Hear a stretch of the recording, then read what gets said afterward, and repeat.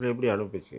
அதாவது எப்பவுமே நீங்க சாதாரணமா நீங்க ஒரு கையில ஒரு கீறல் ஏதோ பைக் ஓட்டும்போதோ, கார் ஓட்டும்போதோ, ஏதோ ஒண்ணு சைடுல கீறல் ஒரு ஒரு கத்தி ஒரு கீறல் மாரி விழுந்திருக்கும். நான் அவசரமா போய் ட்ரீட்மெண்ட் பார்க்கணும்னா, பார்த்துட்டு "என்ன இது வெட்டு காயம் மாரி இருக்கே!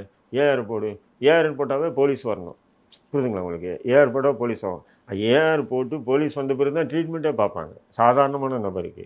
அப்படிங்கும்போது ஒரு பெண் தற்கொலை பண்ணியிருக்கா. இந்த காரணத்துக்காக தற்கொலை பண்ணியிருக்கான்னா, அந்த மருத்துவர்கள் வந்து என்ன பண்ணணும்? ஏஆர் போடாம அவங்க வந்து ட்ரீட்மெண்ட் இது பண்ணியிருக்கக்கூடாது.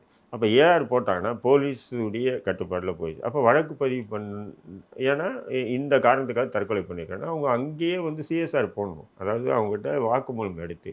ஏன்னா அந்த பெண் வந்து தற்கொலை முயற்சி பண்ணியிருக்கு. அந்த பெண்ணு பிழைக்குமோ, பிழைக்காதான்னு தெரியல.